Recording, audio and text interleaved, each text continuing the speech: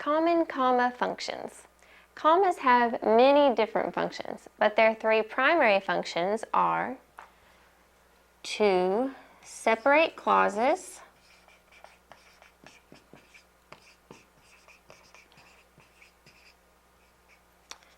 join independent clauses,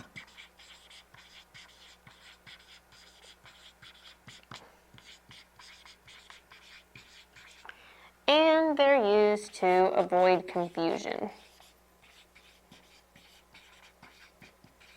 So since we talked about separating and joining clauses, let's first talk about what a clause is.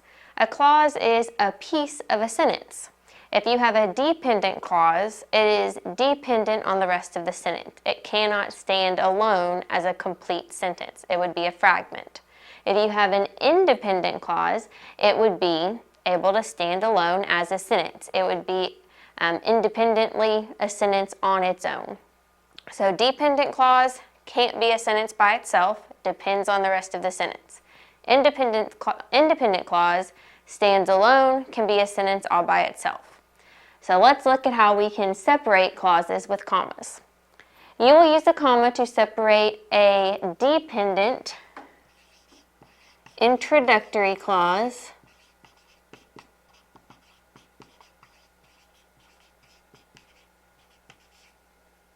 from an independent clause. So one way that dependent clauses are used is as an introduction to a sentence. For instance, before the game, Jimmy ate a healthy breakfast. We use this comma to separate the dependent clause. So before the game is dependent. You cannot say before the game all by itself and have it be a complete sentence. It's only a prepositional phrase. So it is a dependent clause. But then you have Jimmy ate a healthy breakfast. This would be independent. It could stand all by itself. So we are separating the dependent introductory clause from the independent clause. Before the game, Jimmy ate a healthy breakfast. And you notice how you pause where that comma is. And a lot of times, that's why a comma is there, to get you to pause so that your sentence makes sense as you're reading it, either to yourself in a book or aloud to someone else. So, dependent clause as an introduction needs a comma. Now, let's look at if we kind of switch the order of the sentence up. Jimmy ate a healthy breakfast before the game. When we put before the game at the end of the sentence, we don't need to have that comma anymore. We only needed the comma whenever we wanted to pause to let people know that before the game was separate and to realize the action was happening after that. So Jimmy ate a healthy breakfast before the game.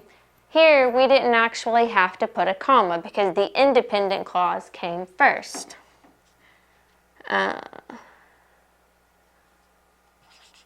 So we had our dependent clause at the end, no comma needed.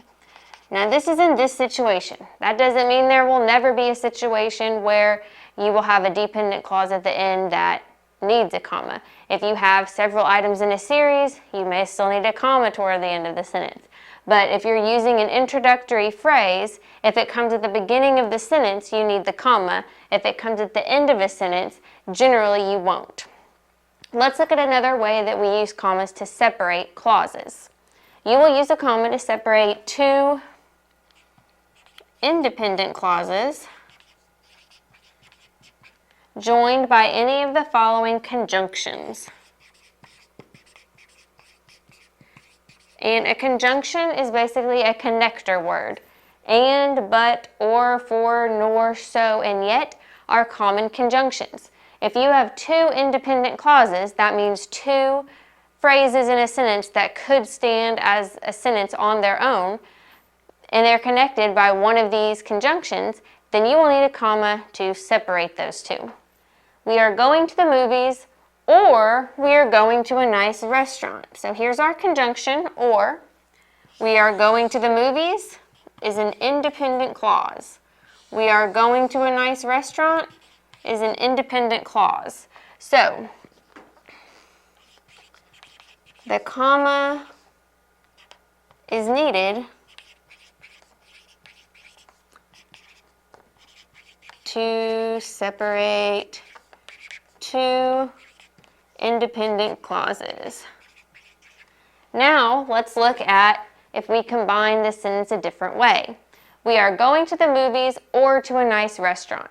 Here, we have that or, which would be a conjunction, but let's look. We are going to the movies is an independent clause. To a nice restaurant is dependent. To a nice restaurant cannot stand by itself. We don't have a subject in that clause. In this version of the sentence, we had we are going still included. So we still had a subject and a verb, so this was a complete thought all by itself. So it was an independent clause. It could stand as a sentence. To a nice restaurant is missing that. It's missing both your subject and your verb. It's not been made a complete sentence, so it's dependent on the rest of the sentence to make sense. So in this instance, we did not have two independent clauses.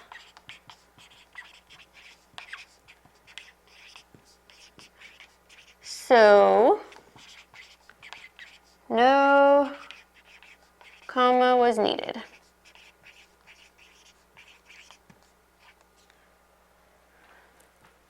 Okay, now let's look at the second primary function of a comma. To join independent clauses, to avoid short, choppy sentences. So generally, whenever we are going to join independent clauses, we're doing it so that we don't have a series of short, choppy sentences. Now you're going to see that this might look a little similar to where we separated independent clauses. Sarah plays softball and Sarah enjoys swimming. Okay, and this one we had an independent clause, or a conjunction, and an independent clause. Let's look at the next version of this set of clauses. Sarah plays softball, runs track, and enjoys swimming. So Sarah plays softball. This is independent. Runs track is dependent. We have our conjunction, and enjoys swimming is dependent. Yet we still had those commas. And then let's look at the last version. Sarah plays softball, Sarah runs track, Sarah enjoys swimming. So all three of these are going to be independent clauses because they are complete sentences. But they're short, choppy sentences. Sarah plays softball, Sarah runs track, Sarah enjoys swimming. We keep hearing Sarah over and over, and these sentences are short. We can combine them to make it a smoother flowing sentence. So you could have two independent clauses joined by a conjunction like we did up here, and then you would use that comma to separate them. But you are still joining multiple sentences when you do that. So you're using those commas to separate the clauses, but you were using them to also join two sentences into one. So Sarah plays softball and Sarah enjoys swimming. So here we used our comma to join these two independent thoughts. Sarah plays softball, runs track, and enjoys swimming. Well, we had dependent clauses here, but we still had a conjunction. The reason we're going to put commas here is because you've got three or more items in a series. If you list three or more items or clauses, activities in a series, you're going to separate them with commas. So the reason we're using it here is to separate three or more items in a series. Here we were using it to separate two independent clauses. And then at the end we had no commas. We just had three complete sentences, which basically equaled 3 independent clauses. So we had to find ways to combine them. So we could combine all 3 into one sentence, and we could use our rule of using 3 or more commas in a series to join these different independent clauses. Or we could use our rule of separating 2 independent clauses with a comma and a conjunction and keep 2 independent clauses instead of separating it up and making it dependent clauses, but 3 different activities in a series. We could say Sarah collects bananas, apples, and tomatoes. We would have to put commas in that series too. Sarah collects bananas, comma, tomatoes, comma, and apples. So when you have 3 or more items in a series, you have to put your commas to separate them.